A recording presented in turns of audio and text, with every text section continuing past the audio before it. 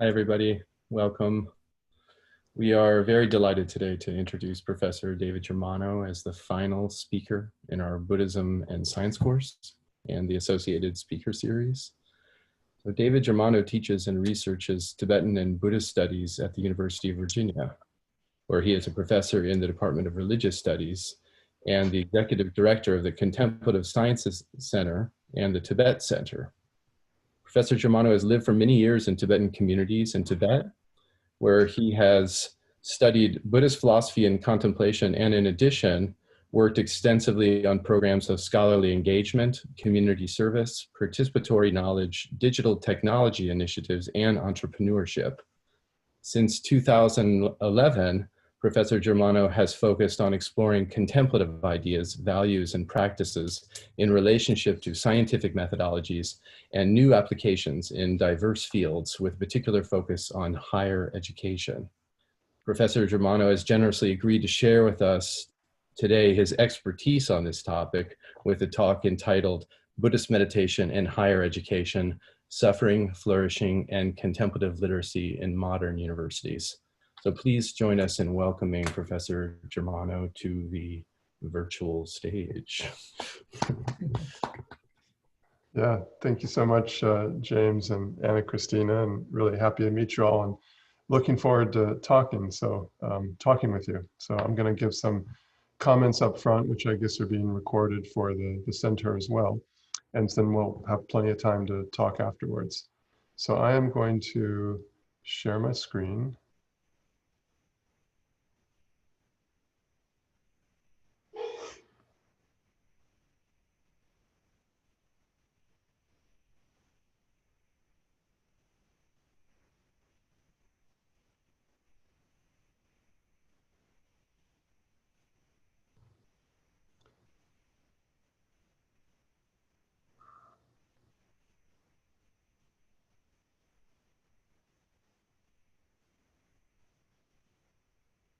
I'll get there in a second. Okay, I can't see anybody, but is it now showing up right? Yes, yeah, showing. Okay, super. So the topic of today's talk is basically the connection of Buddhist meditation and higher education. And these are really in many ways two sides of my own life. I've spent my entire life in higher education, basically as an undergraduate. I took a year between being an undergraduate and a graduate student, and then came back and got a job at the University of Virginia. But as James said, I've also spent a lot of my life in Asia, in Tibetan religious centers, hermitages, retreat centers, monasteries, and so forth. And so these reflect here, this picture, two different institutions that have figured very prominently in my life. On the right-hand side, you see the University of Virginia. This is a World Heritage Site designed originally by Thomas Jefferson. And this is the kind of core, which is called the lawn, which is this quadrangle that's, the rotunda is that building there. It's the original campus, which was kind of self-sufficient in all ways. And what you're seeing here is actually an event we hosted, I think, in 2012, where we invited some people to lead a mass meditation on the lawn. So those are students, community residents, faculty, and so forth, doing a practice on the lawn. So, and on the left-hand side, you see the world's largest Tibetan Buddhist monastery, which is in Larungar, which is in the Sichuan province, now in China. And this is a massive, it's gone through a lot of political vicissitudes, but at different points it's had 10, 15,000 residents there, monks and nuns. And so this kind of transition between Buddhist monasteries, which are extremely complex organizations devoted to learning, and the modern Research One University, which is the kind of classification of Stanford and Virginia, that also are devoted to learning. And in many ways, they're so similar, and in other ways, so different. I mean, the University of Virginia's original campus, for example, actually looks very similar to an academic college in monasteries that you see all over Tibet. So anyways, a lot of similarities, a lot of differences. And what I'm going to talk about today is kind of the connection between these two from someone who's spent a lot of time moving back and forward between them.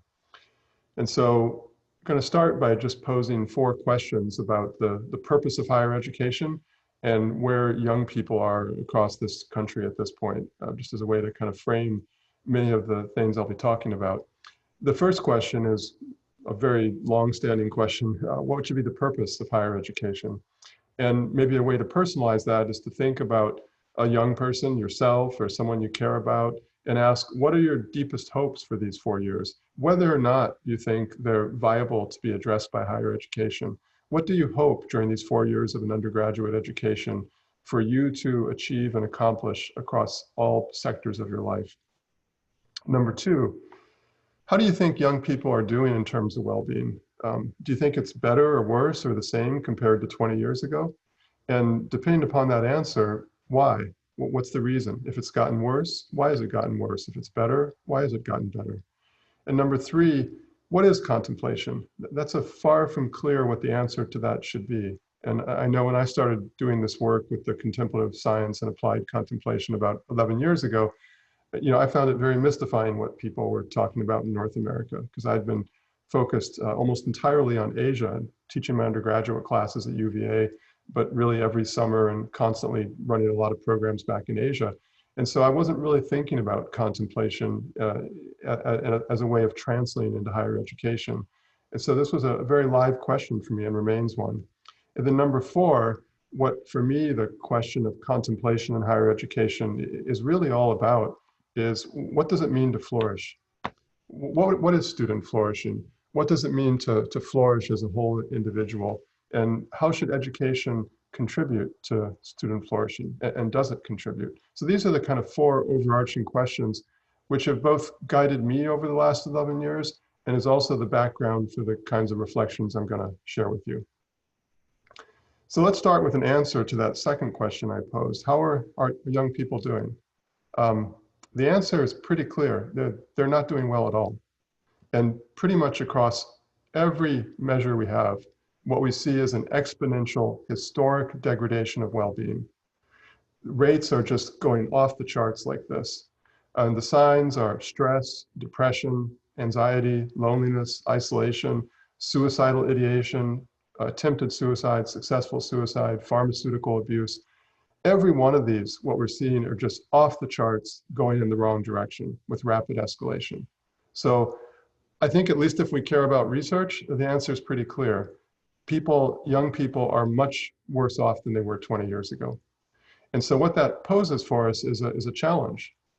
If the situation has changed so dramatically for young people, I don't really think it's viable for educational institutions like Stanford or UVA or community colleges or liberal arts colleges to kind of say, we've got this covered, let's stay pat. We need to respond. There needs to be an innovative response in regards to this situation. So before we can do anything, though, we have to ask the question, why? Why is this happening? The question I also asked in that second couple of questions. What's the reason for this? What are the drivers for it? Because we don't understand the drivers for this historical degradation of well-being, we're certainly not going to be designing any intelligent solutions. And so I'm just going to offer you a few thoughts about what these drivers are. Digital technology, obviously, it's come up in a lot of ways. People have talked about the judgmental character of social media, the kind of distraction, the noise that it creates in people's lives, just constantly being pulled this way and that way. And I would say the thing that I find most disturbing is what's been called the rise of surveillance capitalism, which is an argument that certain companies, foremost among them Google and Facebook, but also others, have led the development of a particular toxic form of capitalism that involves essentially using digital technology to reach into the inner recesses of our minds, and particularly of our youth, starting from a very young age.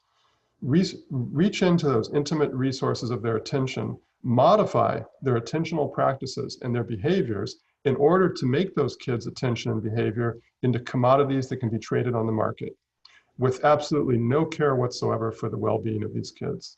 And so that just by itself is a massive driver, I think, of degradation of well-being. And when you add the other stuff in, obviously digital technology is right at the heart of the problem. But we also see that research tells us that the environmental crises and racial and socioeconomic inequity crises are weighing heavily upon young people as well. Worried about what's the future look like, worried about the kind of pervasive suffering, worried about whether the environment's going to be hostile to us in the future, whether the current social and political environment is hostile to us, also terrorism, school shootings. And finally, I would say there's been a change in the nature of change, which sounds a little bit paradoxical, but essentially change is not what it was 20 years ago or 40 years ago or 50 years ago. Change itself has fundamentally changed in ways that are outstripping our felt capacity to be resilient in the face of these challenges. Change has become far more rapid in character. Things are happening in 1 year that used to happen in 30 years. Things are changing in ways that are far more complex in character, not just simple changes, but complex and far-reaching changes. Finally, change has changed so that it has become ubiquitous in character, pervasive. We find it in every sector: economic, technical, communication, social, etc. And so the kind of sum total of that is, stress is a good thing, of course. Stress is what allows us to mobilize our energies to face a situation. But when we constantly are stressed because we feel that we don't have the resources to meet the challenges in front of us, that's when stress becomes toxic. And that's what's happening in the face of this relentless, ubiquitous, complex change that's happening. We're feeling that we don't have the resources to meet these challenges. And so we're at this moment, a tipping point, we would hope, in the racial and social crises that confront us, the global pandemic. And the need, I would argue, is institutional transformation. We don't just need to teach classes different or arrange our residential life different. We need to change the fundamental paradigm that governs higher education. At the very least, because what we're seeing is our youth are in need of it, in urgent need of it. And so the question is, how do we do that in ways that can be scaled and sustained into the future? And what role does contemplation have to play in this? So I'm going to pull back before I get to contemplation to just ask a question about student flourishing. Now, flourishing for me is a little bit different from well-being, but of course these are just terms that have histories and we use them in particular ways. But for me, flourishing speaks to the issue that this is a positive, dynamic presence. It's something that is present in all aspects of our life. Whereas often we talk about well-being and say, I don't have time to make well-being. I'm succeeding in my job, or I'm doing this or doing that. Flourishing speaks to every aspect of your life. If you don't have time to flourish, then there's something fundamentally wrong with your priorities. So on the one hand, it's this ubiquitous thing, but it's also something that's a positive, dynamic, a capacity to be adaptive and resilient in the face of change, which we all encounter. And I like Corey Keyes, a sociologist at Emory University, who talks about the kind of two continua model of mental well-being. So one continua is that of disease, which goes from the presence of disease to the absence of disease. And a distinct model of mental well-being, he would argue, is from languishing to flourishing.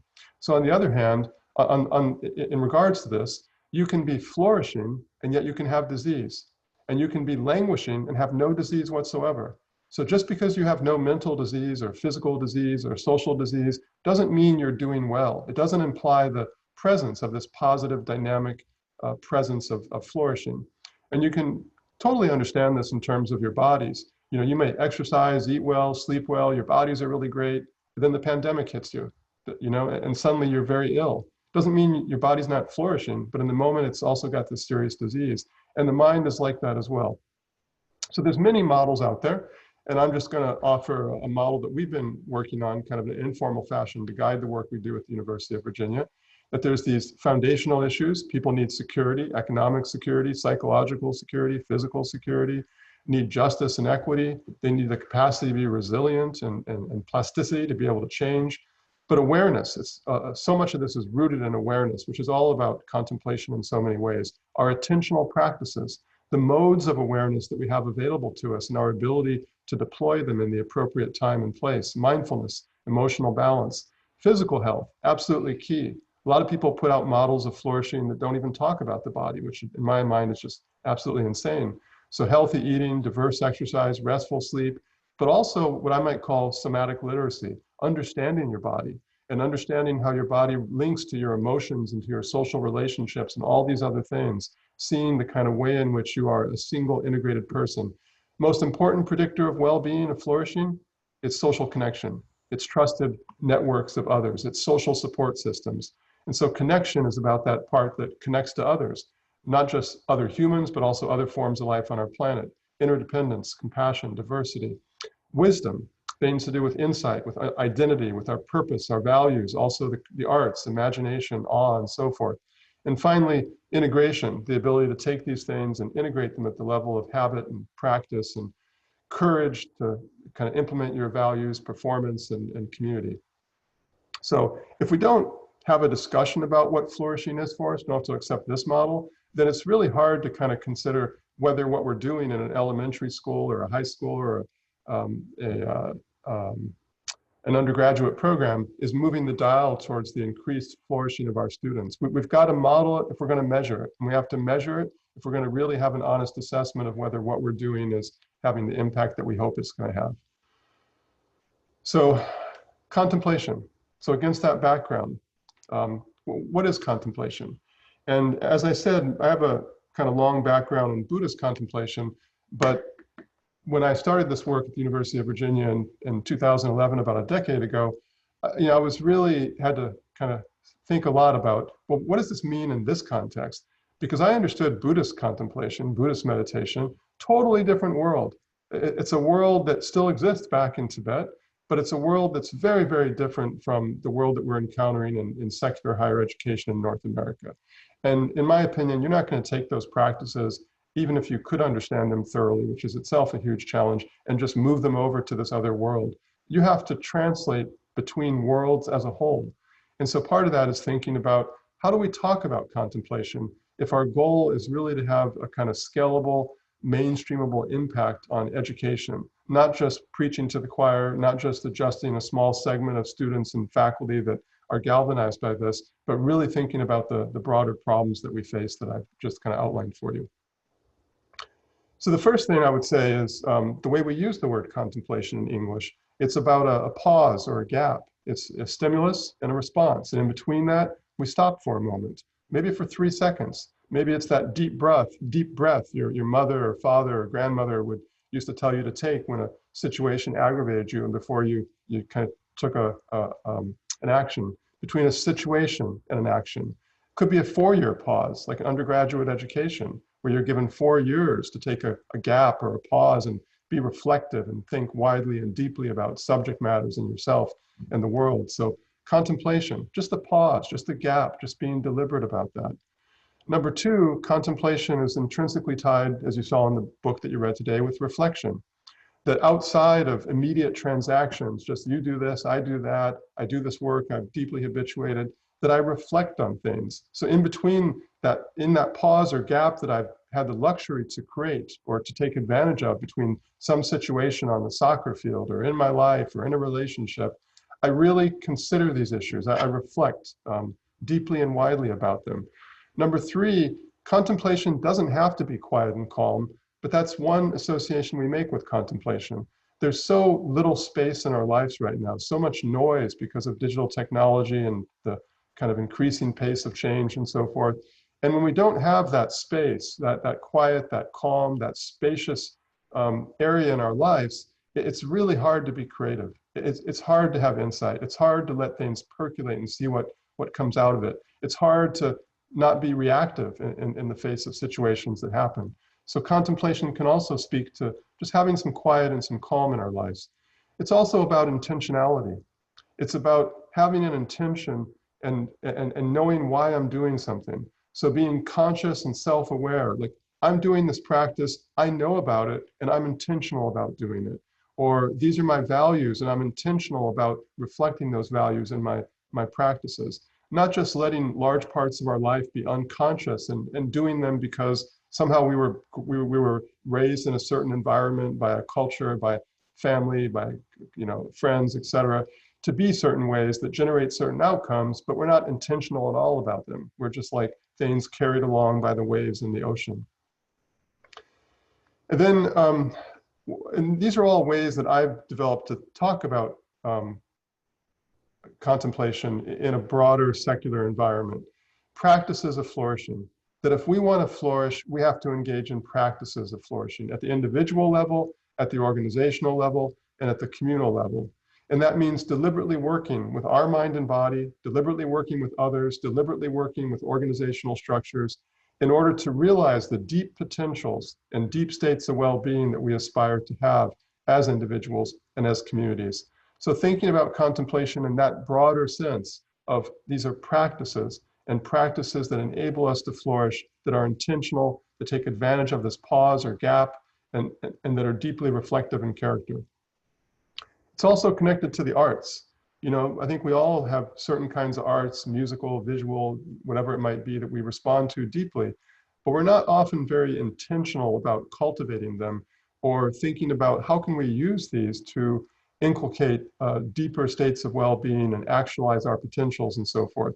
And I tend to look at contemplation as first and foremost an aesthetic practice, not something that's a regulatory environment where I downregulate my emotions or I upregulate and so forth, or we control kids' behavior and attention so that they're not irritating us in the classroom and so forth in elementary school. But I tend to think of it more along the lines of an aesthetic practice and an aesthetic inquiry, an aesthetic experience. And so just think, if that's your starting point, maybe contemplation looks a little bit differently than if you think it's something about regulating your attention and so forth. And finally, I would argue that this is the essence of education. It's not a sideshow, it's the very essence. If we think of education as something that involves the entire student, their bodies, their minds, their emotions, their relationships, their professional capacities they're trying to develop, the kinds of learning that's happening, if we have this model of integrated learning and growth, then this contemplation is at the very heart of it. And I would argue, without it, you won't have that kind of education. And then we just have like vocational schools and so forth. So before I give you kind of an example of some of the things we've done at the University of Virginia, I wanted to go through a little bit of a thought process about thinking about contemplation itself, because I think this is really important. It's very easy to encounter contemplation and kind of reify it and think, oh, it's these esoteric, mystical practices. It's so foreign. You can only receive it as it is and maybe adapt it a little bit and so forth. And so I'd like to suggest a different perspective, one that says, let's focus on process over product and literacy or fluency over replication. So instead of thinking, hey, Tibetan Buddhists created a bunch of products, contemplative products, and we can do them exactly as they were put forth, or we could adapt them in small or large ways and bring into some other environment and so forth. Let's think of it as a generative capacity, like language is. Language is not something we memorize stuff from. We don't say, oh, hey, tell me how to talk when I see a professor, and I'll just kind of replicate that exact speech. I'll say exactly that same thing. Or in a relationship with someone you're romantically involved with. Doesn't work, because it's deeply contextual in character. So you develop literacy and you develop fluency in languages, which allow you to generate the appropriate product that you need right on the spot. We have a conversation, you say exactly what happens, the situation changes, someone responds, you say the right thing. That's what it means to be fluent in a language. So let's think about contemplation that way, being fluent in contemplation, not as a product, but as the ability to author and create contextually appropriate forms of contemplation in the right context. And so using the kind of analog of how we talk about language, how we learn language, how we analyze language, I'd like to just kind of think about, what if we look at contemplative practices and we think about their lexicons? And I'm going to go through each one of these, or a couple of these in detail. But the building blocks, like what they're made of, just like what's a sentence made of, individual words. Number two, what are the grammars of contemplation? What are the rules and principles that guide how you can put these elements together, just like a sentence? You can't just say things randomly in a given language. You can't put the verb over here when it's supposed to be over there. These rules are what allow us to communicate to each other. And contemplative practices also have rules and principles like this. Number three, the semantics, which I won't talk about in detail, but more at the level of the kind of meaning production. Contemplative genres, just like there's genres of talking and genres of literature, there are genres of contemplation, groups of contemplation that have shared attributes. And then contemplative communicative context, just like, you could say one thing and it could mean totally different things depending upon where are you. Are you in the church? Are you in your bedroom? Are you in a classroom? Are you in Palo Alto? Are you in Berkeley, etc.? Or what's your face doing? What's your body doing? Even as you're saying this, what's the tone of your voice? There's so many different communicative contexts that go into determining how we interpret language. And so what are those with regards to contemplation? And then finally, contemplative hermeneutics, a word that just means the science of interpretation or the art of interpretation. How do we interpret language? So again, with contemplation, we could look at this exact sentence, this exact context, etc., but we could interpret it in very different ways. So I'm going to look at 3 of these: lexicons, grammars, 4 actually, genres and context, to give you a little bit greater sense of what I'm talking about. So communicative context, sorry, lexicons. These are the atomic building blocks from which individual practices are fashioned. And so I'm just going to go through a kind of litany of various things here to give you a sense of what I mean here. Physical elements. Contemplative practices will use different kinds of breathing techniques, different postures, different gazes, different movements, just all sorts of ways of working with your body. Verbal elements, maybe there's chanting, maybe you're intoning the sound, maybe there's a prayer, maybe there's a liturgy, maybe there's a resolution you just say to yourself, maybe there's poetry that you recite. Cognitive elements, maybe there's considerations, like a growth, a growth mentality and so forth, or whatever it might be. There's analyses, like formal reasonings. There's narrative reflections that you do in contemplation. There's sensory elements. There's sounds and smells and taste and visualizations and all sorts of ways that you take your senses and your sensory practices and the sensory input and bring them into different meditative practices. Affective elements, eliciting particular emotions and working with them: compassion, disgust, awe. Material elements, different kinds of clothing, a rosary, a timer, a cushion, a mat, etc. Contemplative gestures, things like evoking a presence or dissolving something or letting go of something or transforming something. Gestures that take place in different parts of the contemplation. Different kinds of agents: friends, spirits, teachers, colleagues, deities, whoever you are, whatever your cosmology is, different kinds of agents that are invoked in the context of the meditation. Philosophical ideas or frameworks, like entire little, like with a one word, suddenly a whole philosophical idea is invoked in the meditation. If you don't know what that is, you don't really know how to do the meditation. Contemplative micro-modules. Entire meditations are modularized to be integrated with other practices. So a typical Tibetan Buddhist meditation, there might be 3 or 4 other meditations that have been miniaturized into that meditation. Aesthetic elements, poetry, metaphors, artwork, images. Vows or commitments, a frequent part of contemplative practices. You vow to behave in a certain way or think in a certain way or be diligent or to have a certain kind of relationship with other individuals. Also signs and measures. Contemplative practices will give very detailed pictures of, like, this is going to happen in your experience. This is going to happen in your body. This is going to happen in relationship to other people. It's going to happen in 2 months if you do this practice really strongly, or 2 days and so forth. Adjustments and enhancements. Sorry, ignore that. I forgot to update that. But adjustments, enhancements are techniques for changing your practice in response to what's happening. You get an obstacle or a particular thing works well for you, etc. And then also obstacles, and again, I forgot to put the black part of the font, sorry about that.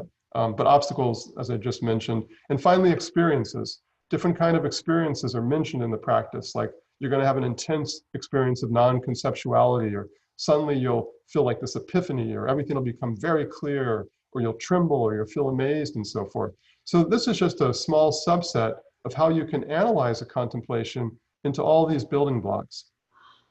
And now, grammar. I'll do this a little bit more succinctly because we don't have that much time.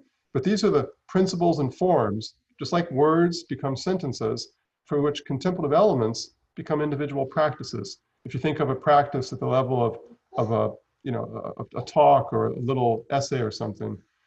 And so the first thing is, in Tibetan Buddhism, you have a 4-fold structure of every practice. You have preparations you do, like getting the site ready, or there's some rituals or other things you might do. Then you have the preliminary, the start, the beginning part of the practice. And these are formally identified. Then you have the main part of the practice. Then you have the concluding part of the practice.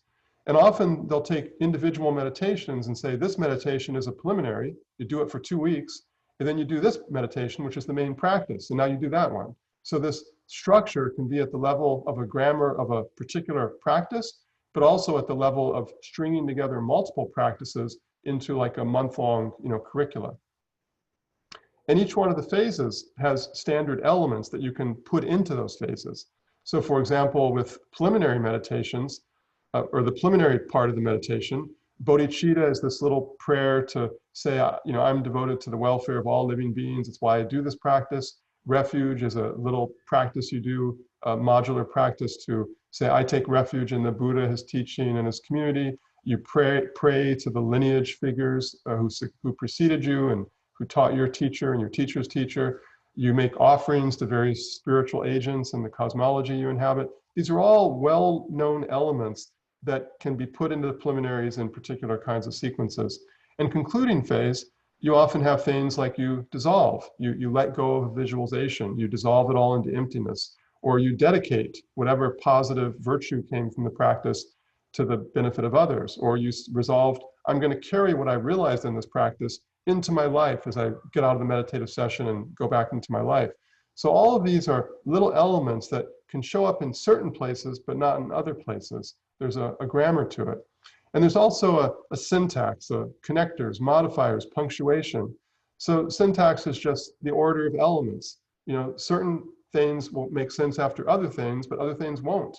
Or there's connector little elements that will link this element of a meditative practice with the next element and make it together into a meaningful sequence.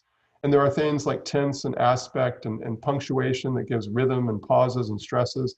So very much like a sentence. And to give you one kind of example of a thought, how you might apply this in a more detailed way, this is what I call transivity transference after a discussion with a colleague, John Dunn. So it's basically transitional moments in Tibetan contemplation where you shift from, you have a shift in agency. So you go from something that's very deliberate, directed, voluntary, effortful, like you're you're expending effort trying to do this. I think you're thinking, I will do this, I will say this, or I will act in this way, or whatever it is in the contemplative practice. And suddenly that will transit to something that's spontaneous. It's involuntary, it's automatic, it's effortless, it just happens. And there's different types of these kind of moments. Sometimes they're social interactions, which means the transivity is between the teacher and you. So the teacher does something, or the deity that you're visualizing does something, and then you receive it. So for you, it's an effortless, spontaneous thing, but it's a deliberate activity on the other side. Or it's about habituation. Deity yoga is a very famous Tibetan Buddhist practice. You just visualize for days and weeks, this kind of visualize your own body as the body of a Buddha. And at some point, it becomes spontaneous because you've habituated it. And we all know what this is like, like riding a bicycle. At first, it's a very deliberate, very voluntary, very effortful thing. And then suddenly you can ride a bicycle. It's habituated. So many meditations like that, you just do something over and over and it becomes automatic. Also, this transference happens with exhaustion. So you're doing a practice and they'll say, do this and do that. And it's like really crazy and frenetic. You're running around and just saying whatever comes to mind. Or you're holding a posture like this for minutes until finally you exhaust. You become totally exhausted. Your body collapses. You just settle into naturalness is what the expression is. So it's about exhaustion, not about habituation. You exhaust all the frenetic activity you usually engage in, and you find a place of quiet and calm. Or another way of thinking about this grammar, this transivity transference, is self-emergence, that lights spontaneously emerge when you look off to the side of the sun, or you gaze into the sound of a waterfall, and after many hours, you start to hear voices. So things emerge in your experience without you asking them to emerge. So they're involuntary, they're spontaneous, they're effortless, and so forth. So contemplative grammars. Contemplative genres, now this is the idea that Tibetans would take so many practices and say, these are connected together based upon shared attributes. And so one of the most dominant ways of doing this is what they call the three vehicles, the lesser, the greater, and the adamantine vehicle. And each one of these has families of practices that are seen as dominant practices within them. But those practices themselves have many subdivisions and groupings. And so, for example, here in the adamantine vehicle or tantric Buddhism, you have this category called perfection phase. But within that category, you have dream practices, you have physical movement practices, you have internal subtle body practices, and many others. And each one of those in turn has many subdivisions as well. They literally have thousands of genres like this, of types of meditation across sect and author and time and context. And now the final part about this literacy is thinking about the communicative context of contemplation. Because often we just think a meditation is about the procedural instructions. We look at the procedural instructions, we know how to do it, and now we can replicate it. But what we've missed here is all the unstated context that actually made that contemplation meaningful and whole in the original Tibetan social context. So customization. These practices were customized in an extraordinary way, down to the individual level. And so if all we do is take something out of a book and think that's it, we miss the fact that a teacher was going to customize this to an individual. Curricular. Meditations don't exist by themselves. I mean, it's like taking one part of Anna Christina and James' class and judging it and ignoring the fact that the previous week you did this, the next week you're going to do that. Same with meditation. You would learn this meditation, it would assume you spent 3 weeks doing this other meditation, and it assumes it's preparing you for the next meditation. So there's these pathways. Also instructional. How is it taught to you? Like what kinds of messages, what kind of history, what kind of expectations were raised by the context in which you were taught, the outlooks. So for example, you might be taught the same practice and told, hey, this is really going to help your knee and arthritis. Or someone else might tell you this same practice is going to fundamentally liberate you, like Caddyshack and Bill Murray or something. So how does that change the practice, depending upon your intention, your motivation, your expectation about what this practice is for and what it might achieve? Spatial. Where do you do it? Do you do it inside? Do you do it outside? Is there some aesthetic feature? Do you do it next to a waterfall or at high altitude? Like, what are the spatial requirements? Do you do it in a busy place where other people are present? Do you do it in a remote place where nobody's present? Temporal. How often do you do it? What time of the day do you do it? Is it good for a particular season of the year? Is it connected to like a lunar calendar in some way? Social. A lot of practices have been shown to have fundamentally different impacts if you do them by yourself or you do them with other people. And what other kind of people? People that you know, you trust, people that are strangers. So the social context, the philosophical context. Buddhist practice is so intertwined with Buddhist meditation. And the Buddhist meditation may not be spoken of at all in the practices instructions because it's an assumed context. And then cultural, so many cultural understandings of what the world is like, what the agents in the world are like, what our relationship to the land is, etc. Aesthetics, individual differences. Each of us is different. We can take the same practice and do it or have it impact in just totally different ways. So many contexts that we need to be literate in to really understand a contemplative tradition. So I'm managed to talk for quite a while now, so I don't have that much longer, but I'm going to now focus on what is a contemplative university. And part of the challenge that I see is that if we're really going to think about how to bring contemplation into a university, it's fine to do it in a classroom or a co-curricular program or residential life or whatever it might be. But I think ultimately, if we're looking to make change in higher education, we've got to understand higher education as an organizational entity, which means looking at all the different domains that are front-facing for students or are impacting them on the back. Starting from the moment you start applying for these universities, the application process, and how it creates misery, which it mostly does, to curricular, co-curricular, extracurricular things that you're involved with, to a broad variety. Credentialing, what is the transcription system, how we credential student performance, how does that incentivize or de-incentivize student flourishing, residential life, and so many different kinds of areas. So what I'd like to do is just tell you a little bit about what we're doing at the University of Virginia in these last 7-8 minutes, and then we can open it up for discussion. So curricular innovation, absolutely key. Classrooms, academic experience. And this, as you read about today, isn't just about classes like in religious studies and so forth, but it's also really any class in the engineering school and the sciences and leadership and policy schools could benefit from contemplation, from being intentional about the kinds of skills that we're developing. So instead of a syllabus that says, hey, here's the kind of knowledge you have to master, how about what processes do I have to master that knowledge? Do I have to improve my skills in pattern recognition or empathy or what is it? And pretty much every skill or disposition, I think, that's worth having, what you're going to find over life is it applies to every part of your life. You know, an example is empathy. If you don't have empathy and you're an engineer, yeah, you might succeed, but most engineers, they need to work collaboratively, need to work in teams, need to have some idea of what the other person's thinking and doing and be able to connect to them. Or empathy. You want a relationship with some significant other, you have no empathy, good luck, you know? Same with pattern recognition. Pattern recognition is going to help you see the diet and the exercise you're doing, how it impacts upon your physical well-being. Pattern recognition is going to help you see that this is not a person I should be in a relationship with or friends with, or this is a person who's really good for me. Pattern recognition is going to allow you to see patterns in building a bridge or fashioning computer code or teaching a K through 12 classroom and so forth. So all of these skills, what if the classrooms identified these skills, identified these practices, and help students as a matter of process over the course of the semester master these and connect these to the knowledge that they're building. A second thing is life integration, helping students connect what they're learning in the classroom to their own lives, seeing how they're relevant, seeing how they're pertinent, let their own emotions, aspirations, hopes circulate through the life in ways that are appropriate for the subject matter and the class.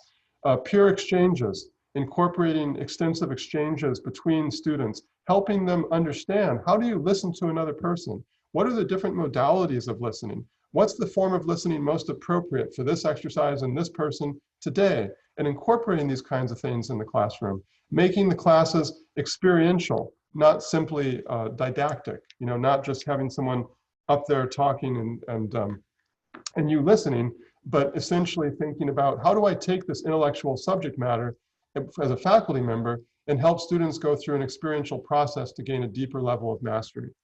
And so we offer a variety of courses. Like one course I personally am offering, I mentioned to James, which right now has 500 students enrolled in. It's a January term class, 10 days intensive, Buddhist meditation and the secular modern world.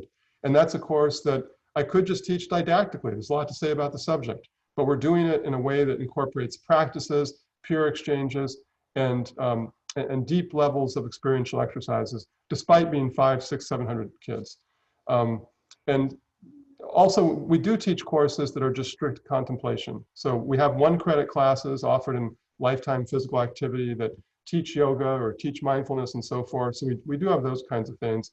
But we also do a lot of work with mainstreaming, offering kind of learning communities for faculty in Spanish or engineering or nursing. All these different places have been involved in our programs at one time or another, and helping them figure out how do they integrate these kind of pedagogies of flourishing and contemplation into their classrooms.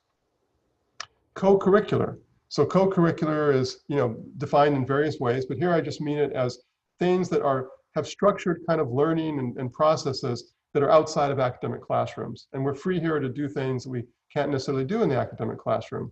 But one of the great divides of research universities like Stanford and Virginia is between the academic curricular side of your life and every other side of your life.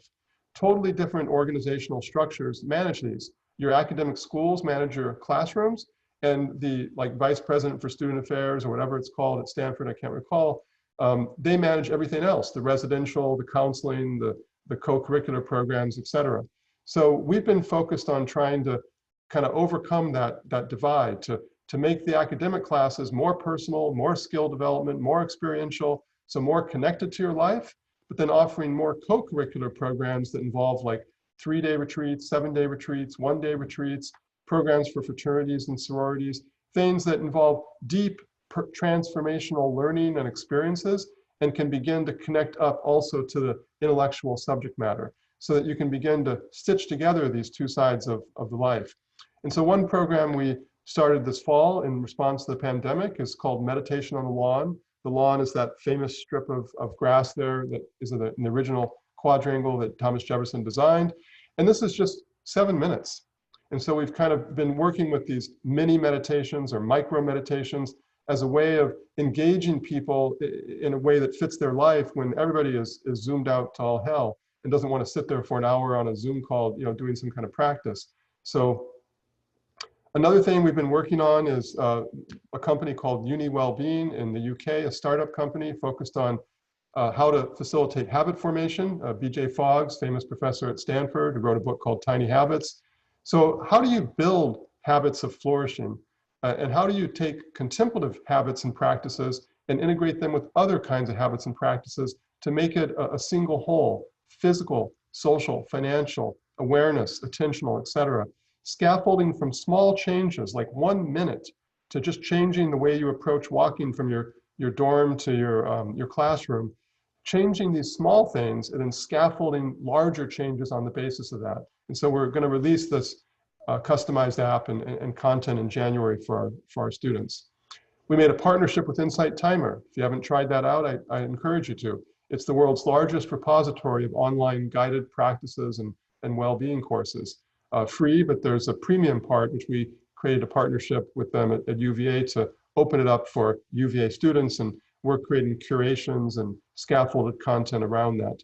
University of Flourishing. This is a big portal. We designed a software system, which I personally managed over the last 4 years building this system, called Mandala, and that platform is being used to create what we hope is going to be a joint endeavor. Stanford's one of our core partners on this project, to build and release content that's customized for students, practices, toolkits for flourishing, online synchronous offerings, and so forth.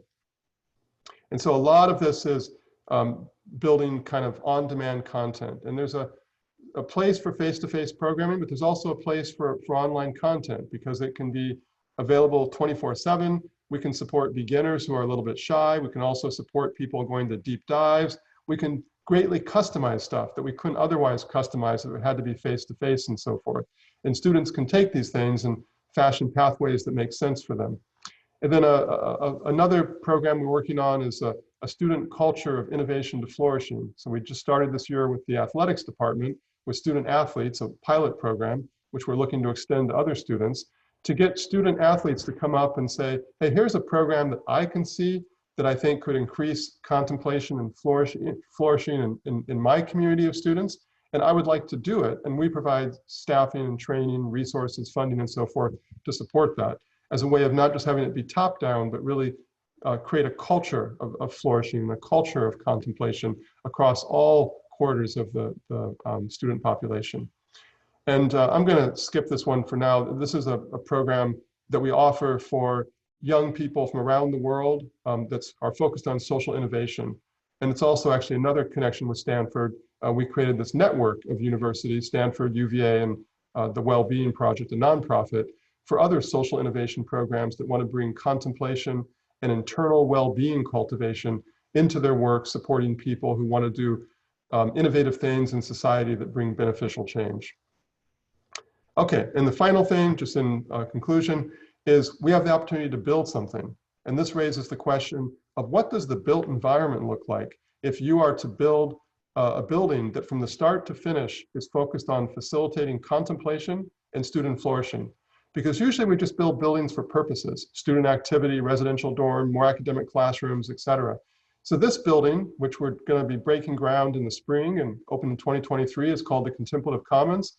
And the most important thing we came up with in this building to facilitate this kind of work is it supports creative, experiential academic work during the daytime. And it's open till midnight or 1 a.m. every day of the week, including the weekends, to support co-curricular, extracurricular student activity. So one building, a place where these two sides kind of come together.